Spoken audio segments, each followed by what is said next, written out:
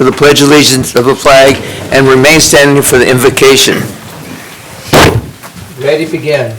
I pledge allegiance to the flag of the United States of America and to the republic for which it stands, one nation, under God, indivisible, with liberty and justice for all. Our thought for the day. A bend in the road is not the end of the road unless you fail to make the turn. Let's pray. Most gracious Father, we thank you for the opportunity to conduct the business of our community. Bless us as we proceed tonight in Jesus' name. Amen. Amen. Amen. Thank you. Could we have roll call, please? Councilmember McDonald? Here. Graham? Here. Mayor Pro Tem Candia? Day? Here. Mayor Martina? Here. Declaration of conflict of interest? None tonight. Being none tonight. Ceremonial matters, there being none. Item 7, items from the public, non-agenda items. If anyone would like to speak to the council, please go to the podium, state your name and address for the record, and the council would love to hear you say whatever you'd like to tell us. No. No one tonight. Thank you. 8 is consent calendar. Waive all readings of ordinance and resolution except by title. Approval of warrants. C, approval of minutes of the January 28, 2020 meeting.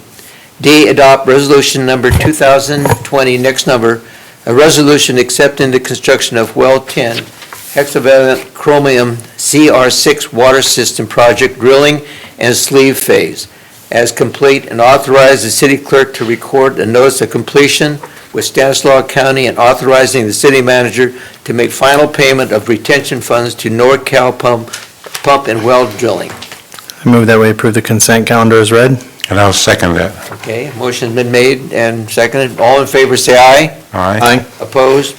Motion carried 4-0 with one absent. 9 is public hearing.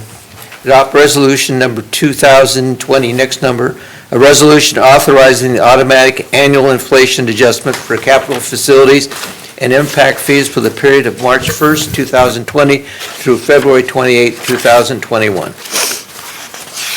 Evening, Mayor and Council members. The City of Newman charges impact fees to developers to pay for all or a portion of the costs of providing service to their new development.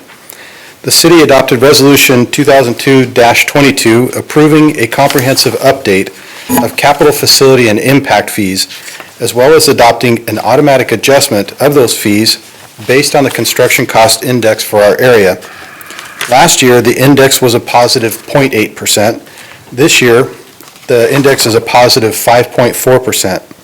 In a vested area, this increases the total impact fees on a low-density residential unit by $672.84. The proposed changes to these fees are required to be noticed 2 times prior to this meeting. This was done through the paper on our 2 previous Thursdays. Staff requests the council open a public hearing, take comment on this item, and then vote on its adoption. I'll be happy to answer any questions you have. No questions at this time. And now this is a public hearing, so I'm going to open to the public for any comments they may have. Being no comments, I'll bring it back to the council for direction.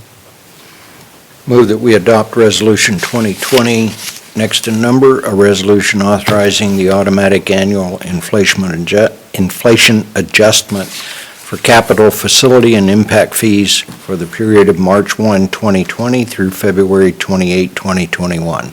I'll second that. Okay, a motion second. All in favor, say aye. Aye. Opposed?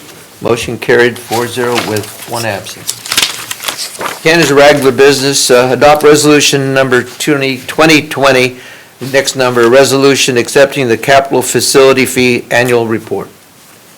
Evening again. The annual report of the capital facility fees is produced under the requirements of Government Code 66006.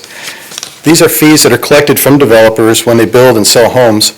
The fees that are collected are used to offset the cost of building a particular facility for which the fees are being collected. We're required to report annually on the revenues collected and expenditures expended and the remaining balance of funds. One item to note is that the storm drain fund was negative due to a liability that existed at the end of fiscal year 2018-19. That liability has since been written off due to the expiration of the liability period in the developer contract. At the end of 2019-20, the fiscal year, that fund balance will be positive. If you have any questions, I'll be happy to answer them for you. Any question? There being no questions, I bring it back to the council for direction. I move that we adopt Resolution 2020, next number, resolution accepting the capital facility fees annual report. And I'll second that. We have a motion and a second. All in favor, say aye. Aye. Opposed? Motion carried 4-0 with one absent. B, adopt resolution number 2020, next number, a resolution adopting the mid-year changes for fiscal year 2019 to 2020. I don't think I talked so much all year, huh? That's good. So in the staff report, there are 5 exhibits. As a brief review, Exhibits A and B show a 6-month performance of our revenues and expenditures across all funds. Exhibits C and D show requested changes to our budget, revenues, and expenditures, and Exhibit E shows our projected ending fund balance inclusive of the requested budgetary changes. The resolution before you tonight is simply to approve the budgeted changes found in C and D. Having reviewed the performance of our revenues and expenditures, the following are notable items from the general fund mid-year report. Property tax revenues. The city's current property tax revenues have been growing since 2012. There are 3 reasons for this. First is the increase in the number of homes in our community. The second is the increase in the value of our homes. The third is the dissolution of our former redevelopment agency. For sales tax revenues, at the beginning of the year, we budgeted $550,000 in sales tax revenues. We anticipate receiving closer to $622,000 this year. License and permit revenues. Last year, we finished with $202,000 in license and permit revenues. This year, we anticipate we'll finish closer to $125,000. This is due to developers paying some of their fees early to pay to lock in lower rates and due to the lower remaining lot availability. Motor vehicle tax revenues. The city no longer receives motor vehicle license fees, but we do receive property tax in lieu of those license fees. This is called the vehicle license fee adjustment amount. This year, we budgeted $900,000 in VLF-AA monies. We will be receiving $939,000 in VLF monies, which is an increase of more than $57,000 over last year's revenues.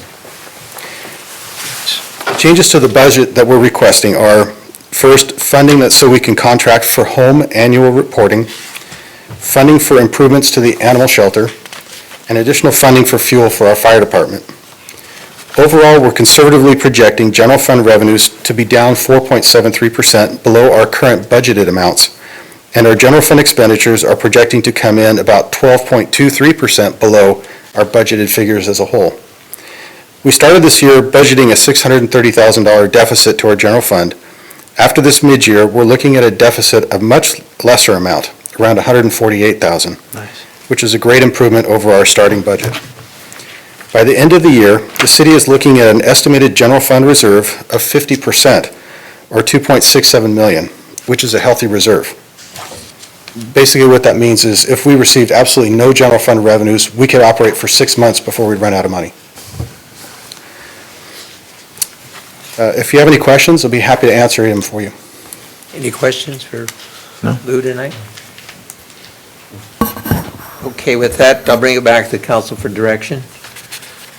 I move that we adopt Resolution 2020, next number, a resolution adopting the mid-year changes for fiscal year 2019-2020.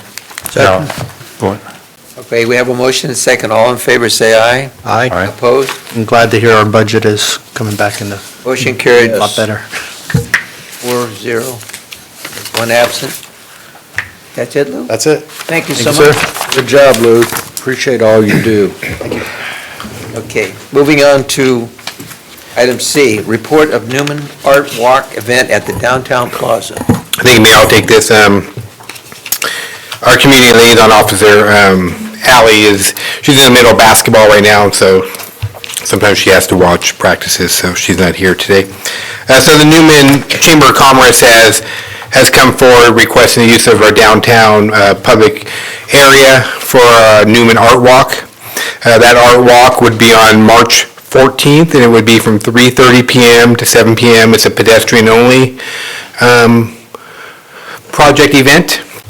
There'll be no alcohol involved with this event, and right now, we have no conflict with any other events in the downtown. I think it was last year or the year before, Miss Thompson had done an art walk in there, and it was pretty successful, so they want to try to replicate that. Get businesses involved, get people downtown and frequenting those businesses, so. They are asking for 2 waivers of the standards. They're asking that we waive the deposit for the cleanup fee, which is a $1,000 deposit, and we've traditionally done that with the chamber. And also a reduction of the insurance from $3 million to $1 million. Again, this is a pedestrian event, no cars involved, no alcohol involved. We think $1 million liability insurance would be a suitable amount, so staff will support their request to waive those requirements. And I can answer any questions that you may have. Are there any street blockages? No, No street, just the plaza. correct. That's great. Okay, with that, I'll bring it back to the council for direction. I move we accept the report on the Newman Art Walk event at the downtown plaza. I'll second that. Okay, we have a motion, and a second. All in favor, say aye. Aye. Opposed? Mayor, I'm sorry. I'm right here, please. Just a clarification, Councilmember Day. The businesses will be hosting the art events, not the plaza. I'm sorry, yes, you're right. Okay? Just the But there's parking still lot. no streets locked. Correct. And the parking lot, all the parking lots will be open to the people. That's right. Okay. Okay, again, motion was carried 4-0 with 1 absent. D is discussion regarding Northwest Newman annexation next steps. Thank you, Mayor. As you recall, back in December, maybe back up a little bit further, back in October, our LAFCO, Northwest Newman Annexation Phase 1 went to LAFCO.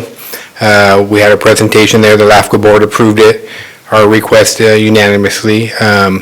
Because it wasn't inhabited, meaning that people lived in the area, it had to go to a protest hearing. That protest hearing was held in December.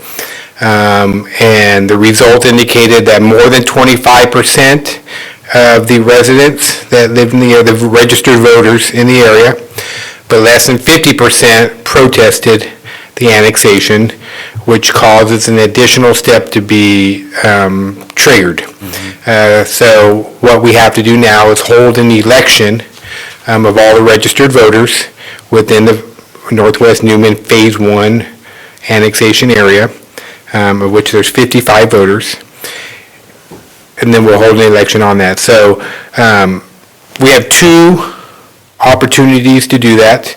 And so we just want to give a little bit of guidance from you today, so that way we craft things accordingly at your next meeting, because we only had 45 days to call the election, and that will expire after your next meeting and before the first one in March, that we're going to take action. We're going to ask you to take action at your February 25th meeting.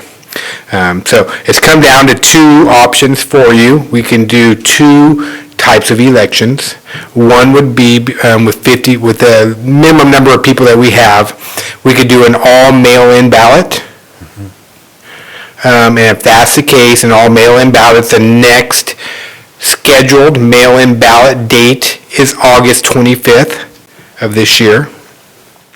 The second option would be to consolidate that with the November presidential election. And then that would be on those people's ballots when they went and voted, either through a mail-in ballot or they walked in and registered, went to their local polling place. We've talked to the county. The county staff has indicated to us that they could host the meeting, the mail-in ballot for us. They have the staff. They're just, they're talking to their legal counsel, and they're just trying to find some logistical stuff, because what we're proposing doesn't meet any of their boundaries or districts or anything like that, so they would have to create something new. They would charge us, obviously, their true cost, probably plus a small markup of 10 or 15%, I would imagine, on there as well. But whatever their true cost is, We were just concerned because they would then be rolling into the presidential election cycle with measures and all the other things that go along with that, that they may not be able to do it. But again, we talked to the election official, Ms. Linder, and she indicated to us that she was capable of handling a mail-in ballot process if that's the direction you choose to go. What are the requirements on the vote as far as passing or failing? It's going to be a simple majority. Right. So it's 50 plus 1. Whoever gets 50 plus 1% will be the prevailing party on that one. The language on the ballot it has been crafted by LAFCO already. LAFCO has already written a impartial analysis as part of it, and that would go on their ballot. As part of your next steps, that includes setting the dates, and our legal advisors, our legal counsel will help with that, because there's certain days ahead that you have to do that. So you can do arguments for and against, as well as rebuttals that go along with that. It'd be just similar to what you did with the aquatic center measure, when you had your arguments and your rebuttals and all the other things and all the resolutions and stuff that go along with that. So it is our recommendation that you choose the August 25th mail-in date and have an all-mail ballot on there. One, it just gets us through the process a lot quicker. It allows people to be able to respond without having to go anywhere. They can they'll get a ballot mailed to them. It's going to be very simple for them. They can mark off and vote the way they choose and then just mail it in. And then we'll have the results shortly thereafter. I don't think it'll take very long to tally the results, so. How would they do that in a November ballot? If it's on the ballot, I mean, do they get a special ballot? They would have to have a special ballot, correct? Oh, yeah. Yeah, and that could potentially cause some confusion, and, the ballot people that are the poll workers that are there, they do their best to make sure, but, you got this subset of a subset that's out there that, it could be very tricky for people, and we don't want, we want to make this as clean and easy as possible for people to make an informed decision on there. If you just got a ballot mailed to you and it was very simple, yes or no, do you support it? It would make it probably the most easiest for people, the public, to respond to it, so. Is there obviously the August one, you aren't 100% sure on the price, but do we have a guesstimate on the price compared to putting a measure on the ballot for that specifically? We don't. She indicated to us it's probably about $1,700 to set up the area and the machine to calculate the vote, and then whatever their staff time is and the printing cost and some of those other things on there. Even if it's $100 a ballot, $100 a person, it's $5,000. But again, I think it's going to be the most cost-effective way of going about it. I think it's going to be the easiest for the public. And again, it gets us through the process easier and quicker as well, so. Will we be running any ads in the newspapers to make awareness of this particular special? We are not allowed to advocate either for or against political measures. There may be some educational information that we could probably put out about it, and we'll probably hold another workshop in case people want to come and ask questions. But we cannot take an advocacy position on that. Okay. Nor can, staff can't. You as a council, as individuals, can go out and campaign and that people and help them understand why you think it's important. But as a staff cannot do that. Right. Legally, can we talk to the public right now? Yeah, definitely, as Michael was saying, as a council member, you have a right to voice your political opinion on. Okay, can I ask a question tonight? Regarding the measure? No, regarding the voting. Oh, sure.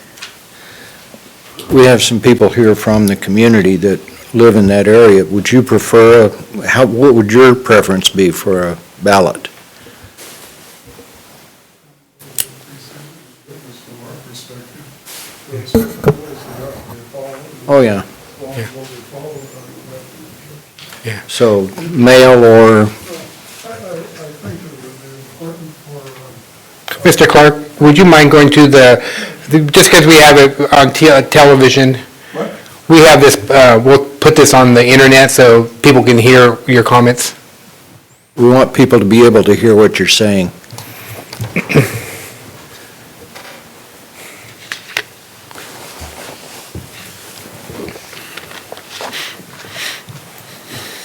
Please, could you state your name too? My name is Ronald Clark. I live at 27701 Highway 33. Actually, I'm still in the process of moving there from New Mexico.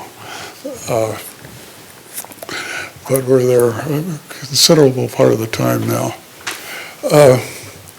And we've been concerned about some of the regulations that are apparently being imposed on the people living there. And we've been in discussions with Mr. Holland and others, and we feel that we still don't have everything to our satisfaction, that we're comfortable with. Excuse me, I don't want to be rude and interrupt, but if you could just answer the question that I asked. We're not allowed, I don't think, to have you comment on the, Okay. Yeah, I yield to legal. yeah, and Mr. Clark, again, we'll have this meeting in 2 more weeks when they actually take a formal decision on that matter. At this point, I think he's just curious if you would prefer a written ballot or a mail ballot, or just a traditional go to the poll and vote.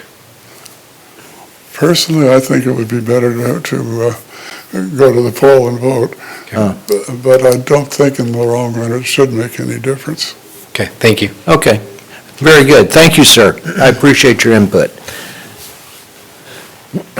My only concern with going to the poll and voting is residents, they're not getting the proper documents that they need, the supplemental documents they need, and a lot of them are absentees, so if that doesn't get put in there, are we positive they're going to be getting what they need?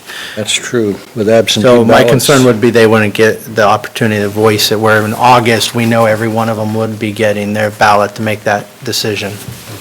Yeah, and then you gotta remember, each polling place is different, but I think at our last general election, I think we had over 2,000 voters in Newman, so that was just in our town. Now, the registered voters here aren't necessarily in Newman, but they may be coming into one of our polling stations as well. So our legal counsel may. Yeah. And like I said, in my opinion, I think August would be the best bet, because that gives them the opportunity. We know they'll all get it, where if they go to the polling place to vote, they might not get handed that supplemental ballot and not have, or miss it, and not even know they were supposed to get it potentially. So I guess if we do in August, we know everybody will get it and have the opportunity to voice their. You need direction from the But council? no, I'm hearing kind of a general direction here, so we'll prepare the stuff accordingly, and kind of have our resolutions drafted that are geared towards having a mail-in ballot on August 25th. Do you think we need a formal action, Leah? Okay, I didn't think so, thank you. Thank you, Michael. Thank you. Okay. Thank you, sir. And you said there was another meeting coming up, so people can voice their concerns and possibly. We have, some so on provisions. February 25th, you will adopt resolutions Right. directly responding to LAFCO's requirement for us to hold the election. Okay. Subsequent to that, we will again hold public meetings to answer people's questions. You know, there have been some changes to the regulations and some of the things that property owners felt that they felt were a little too onerous for them, and you've made some concessions on that one. So we'll have more meetings before the election, just to make sure that everybody fully understands what the requirements are. And I wouldn't call requirements, but what some of those provisions are now. Thank you, Michael. Thank you. Okay, moving on to item 11. Item 11, District 5, Stanislaus County Supervisor, Mr. Jim D. Martini. Welcome, Jim.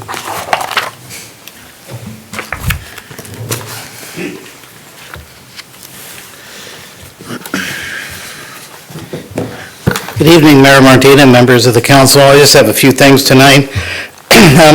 One of the complaints I get from people is about what to do with furniture and appliances and things that people don't want anymore, like a couch or things like that. And I just wanted to be sure everybody knew that in Stanislaus County, we have a bulky item pickup program. So if you have a chair or a couch or furniture or just something big, you just have to notify your carrier. And if you have once a week service, which just about everybody does, then you're automatically enrolled in that. And all you have to do is just call the carrier, set up an appointment time. You're allowed to do this twice a year. And there's no charge for it. So I get, a couple of calls a week about this that people are still not aware of it, although the program's been going on for years. So I just wanted you to, as a council, in case you get constituent complaints, to say, I've got, this old couch, and I don't know what to do with it. I don't have a pickup. I can't get it to the dump. I said, well, that's all take. Supervisor, is that, okay, I just want to point out for clarification, is that for all county residents, or? Everybody, I didn't bring the memo with me. It's everybody who gets once a week pickup. Okay. So if you don't have garbage service, then it wouldn't be available to you. Could you maybe just have your staff email me that memo when you get a chance? Yeah, okay. Okay, wonderful, thank you. Because I get calls about that all the time, although it's usually in the unincorporated areas. Besides that program there, we have several recycling programs that are available for free. We recycle electronic waste, so we got computers and printers and stuff. We take that in at Morgan Road at no cost. Hazardous waste, we have programs for that. That would like paint, insecticides, those sort of things. They're little things that take some special disposal. And then usually once a year, we have a tire amnesty, too, that it kind of comes and goes within what the funding is available from the state. But we collected about, 500 or 600 tires last year for tire amnesty, so. They just recently, Supervisor Martini, they just recently sent out a flyer. I got one in the mail in reference to the oil and. Yeah, that would be the hazardous waste, yeah. Right. So we will pick that up and we'll allow you, well, you have to actually drop it off, but we do have programs for that.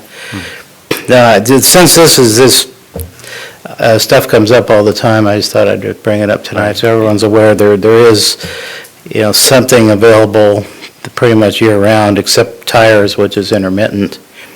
And we also have a free mattress dumping off at the county dump, too. And I just see mattresses dumped all over the roadsides, out in the orchards, alongside the road. It's just really tacky. But when you buy a new mattress, you pay an $8 fee when you buy that from the retailer, and that goes into the county's disposal fund. So if you have an old mattress, don't throw it alongside the road or in somebody's orchard. You take it to the landfill, and you could dump it for nothing. So anyway, I just wanted to make that clear. I'll get back to you about the bulky item program there. Just give me like 1 or 2 days. So I got a memo from the environmental resources about it because I had a question about it in Patterson. As far as the task force meeting, our next meeting coming up will be here in Newman on March 5th. And at that time, we have just finished the agenda today. We're going to be setting up the details of our health summit, which will be on May 28th. We have most everything in the place. We will be offering blood pressure screening, glucose monitoring, and also the Lions Club is going to do some eye exams.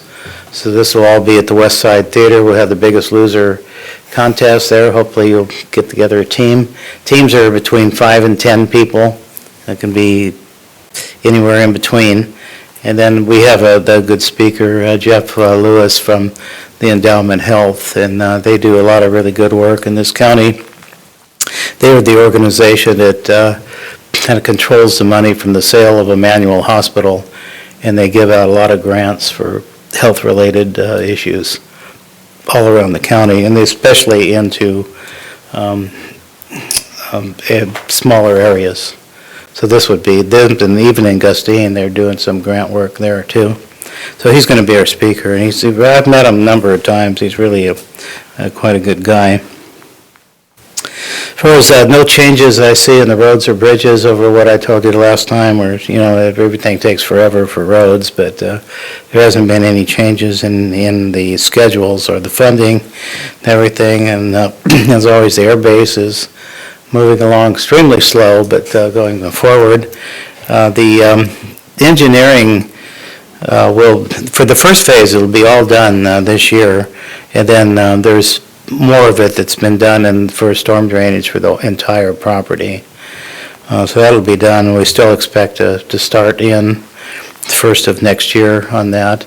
And we have to bring in, electricity, we have to rebuild roads, we have to drill wells, and hook up to the sewage treatment plant in Patterson. So it's a really big project, and we're spending almost $23 million just to get the ball rolling on that. So there's been really no change from the last time I told you. And the last thing I have is with our Edac meeting, which was last Thursday, the 6th. We were updating the SEDS document. So if you have a project you're thinking about doing, where you could use some grant funding from the federal government, we'd ask all the cities to update their SEDS document and in demographics of the city. Take a look at what you submitted last year, see if there's any changes. And if you have a project that you're going to try and get funding for, that would be the place to put it in. So that's all I have. Thank you, sir. Thank you. Thank you. We're going to move on to item 12, items from the city manager and staff. Thank you, Mayor, members of the council. Not much to update on. Ally asked me to let you know the basketball is still running at the YOLO gym and at the high school gym if you're interested in taking in a game. And then I got an email from Assemblymember Gray's office. He's asking for support for AB 1980. AB 1980 is stop the ticket tax. As some of you may know or may not know, the state of California, in all their wisdom, puts a 20% surcharge tax on all traffic violations, and all that goes to the general fund, to their general fund. And so Adam Gray is sponsoring legislation right now, again, AB 1980, to repeal that 20% surcharge on all traffic violations, and all that 20% doesn't go to like traffic enhancement or traffic safety or road improvements. It just goes to the state general fund. If you're interested, you can Google "Stop the Ticket Tax," and there's an online petition there as well. And then we'll go ahead and, if you don't mind, we'll go ahead and submit a letter from the city. A lot of our residents are challenged, and a lot of the stuff that we see on a recurring basis, if you ask the police department, is a lot of non-licensed drivers because they've lost their license and stuff. And what happens is those fees get high and they can't pay them, and then there's penalties on top of that, and it's really an epidemic in California right now, all the unregistered, unlicensed drivers that we have, and that plays a substantial role, and it's a social economic issue for some of our lesser economically challenged individuals in our state don't have the capability of paying that. And so we start putting 20% on that, it just really puts them in jeopardy of trying to get, a license so they can move back and forth to their jobs and stuff like that. So I don't usually support legislation that the ALCU does, but in this particular time, we're going to say yes. So anyways, that's AB 1980. So with that, I can answer any questions that you may have. Michael, question. PG&E. Why in the world can't we have better communications? The interesting thing is the power goes off on Sunday at approximately 1:30, let's say, and it came back around 10 or 11, depending on where you live. And the information that was coming from the city, that was coming from the city schools, was coming from Madison, newspapers that the power would come back on Monday at 3:30 in the afternoon. And the thing that concerns me is they have no concern for people as far as their lives, how it affects their lives, because the thing is, there was a lot of things to consider, because kids are going to go to school, and they have to consider there's not going to be any power, there's not going to be this and this and this and this. So what I'm saying is, I don't know why they keep it a big secret as to why it even occurred, how long it's going to be. I just don't know, but don't we have any way of getting better information from PG&E as far as what's going on, how it affects our city? I mean, our fire chief might talk about it a little bit. What I was able to do as soon as it went out, I went onto their website and before the internet went down as well, was able to sign up for text alerts from PG&E alerts, and that's how we were getting the information about when all that when the power would come back on, and then we would forward it on to you when we'd get those intermittent cell service. I have that same service, and I got 5 different times. We did, yeah. It was 1:30 to 3, and then it was 4:30, then it was 6:30, then it was 3:30, the next, it's crazy. Yeah. Was it based on wind? Is that the factor that created this problem? I don't know, maybe our fire chief or maybe our lieutenant can know, but I know. It seems like they want to keep it a big secret as far as what's going on, but, it does affect people's lives and. Yeah, there were 5,000 customers were out of service for that whole Anyway. time, so. I could comment, I was going to wait till my turn, but I could comment on that specifically. please. So I do have a contact at PG&E I can use as the emergency manager. They were, I don't know if you knew, there was actually a PS event going on at the same time. So I think there was some confusion on. What's that? Oh, that's the public safety power shutoff that they do. Oh, okay. So that's the one that's prescribed and is coming.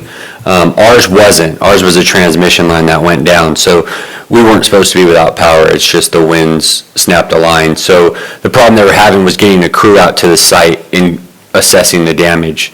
So I think at first they were trying to figure out if we were getting lumped in with the PSPS. So that's what happened. I was also being told the same thing. I think I told you the next morning, right? Monday morning 3:30, yeah, is what I originally got 3:30, told, so, yeah. But it seems that they just completely fail as far as information. I know that you do have a contact, but it seems wrong that we can't get better information. And we'll try to talk to them, but every meeting we have, they You're not kind going to be able to talk to them. You're a utility, and they do pretty damn much what they want to do. Well, I know, I know quite a few people that work for them, and some of the damage that occurs in this is in very rural areas, and sometimes they don't know where the immediate break is, and it takes time to locate that, so they put a broader repair time, because they have to do their investigation to where, and then they have to get the crews out there to repair it, and sometimes it's way out in the middle, in a very rural area that takes time to get to, so they give you a broader thing and then start backing in as time gets closer, and then, now they know where it's at, they can bring the time down because they know that how long it'll take them to get crews out there and start fixing it. Well, if they were maintaining it to begin with, we wouldn't have that problem, so. Well, I'm just saying, I'm looking for better communication. Is all I'm looking for. And I don't think that PG&E wants to share it with people. It's just like it's a deep, dark secret, what's going on with them. Anyway, you probably feel I love PG&E, which is I do. People say that, it's like PG&E utilities, it's a necessary evil, and of course, no matter what happens, if there's damage to our system, we pay for it. PG&E, they come back to us for everything, so I mean, that's just a utility. That's what it is. But thank you for all of what you've done. We appreciate it, Keith. I won't say any more tonight, I promise you. I will. And with that, we're going to move over to, Well, I have nothing to share with you tonight from the police department. I have nothing to share from We the have police nothing. department tonight. Lou? Treasurer's reports for December and January, they're in your boxes if you haven't got them already. Yep. And other than that, that's all I got. Thank you so much. Catherine? Thank you, Mayor. I have just a few items. Wanted to let you know what Public Works is up to out there. They've been pruning trees. They got the plaza and a lot of the downtown trees pruned. They're doing some extra building maintenance that is not of the norm. like getting hot water to some buildings that we didn't have hot water. They've been spraying weeds along the right-of-ways. Hopefully you'll see a lot of death occurring out there. They're rehabbing Sherman Park. When you see those areas out there that have been disturbed, and seed and fertilizer and everything, so hopefully this spring it'll really come back nicely.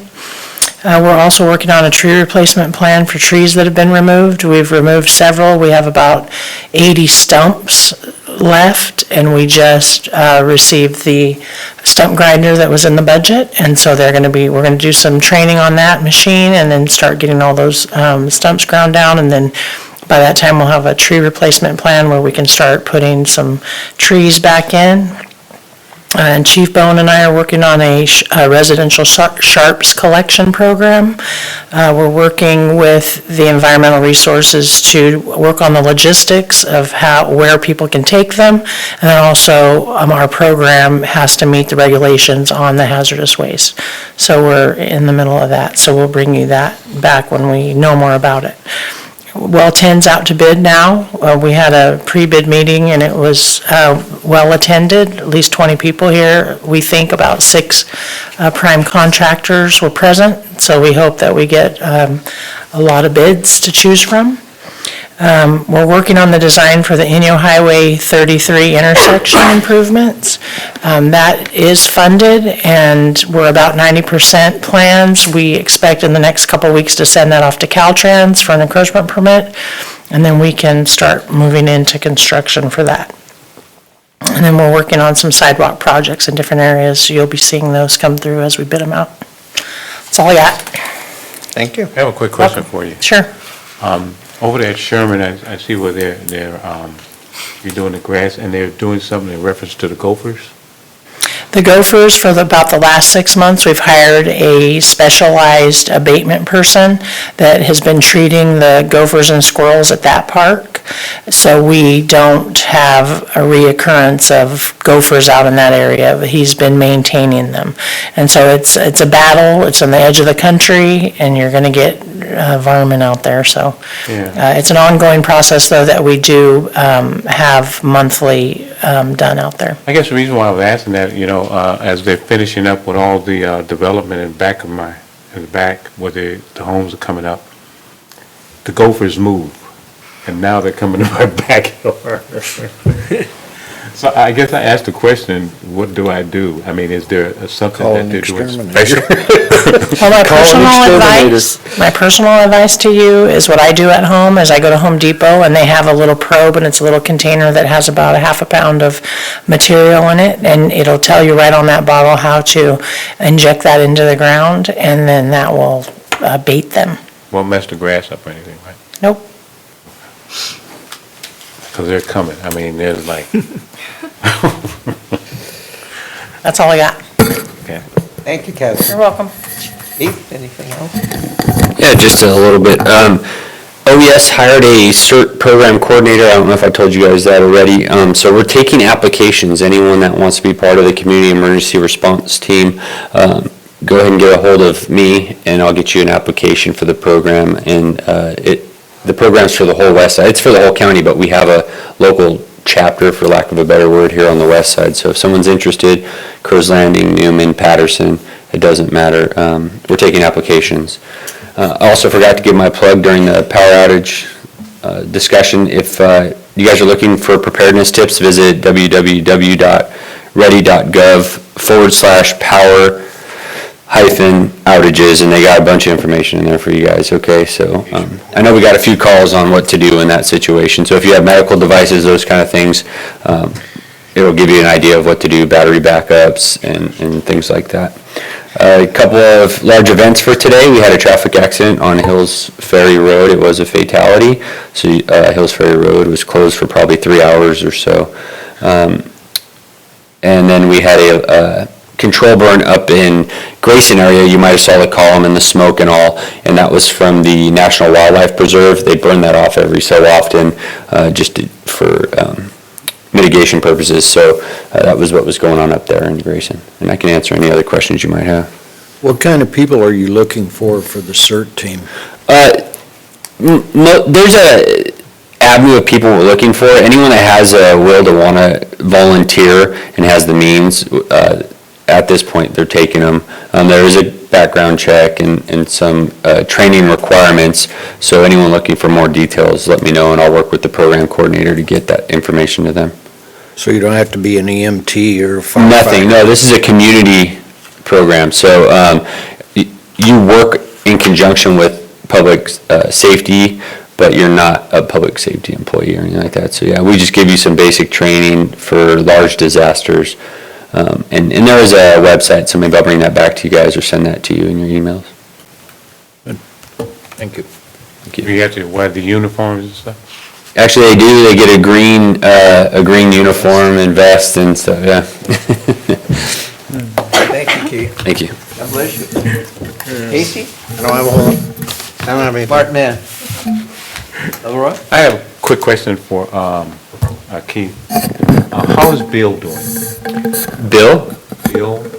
Our inspector? Yes. Yeah, he's doing pretty good. He did have a medical issue the other day at home, but he's doing fine. Yeah, he's under doctor's care. Oh, great. Thank you for asking.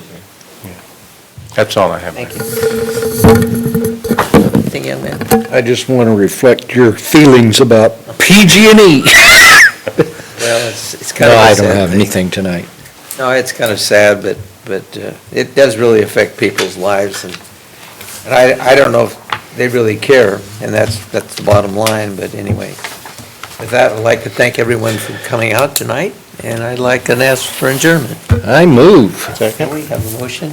Second. Second, all in favor? Aye. Aye. We are adjourned, thank you. Mayor,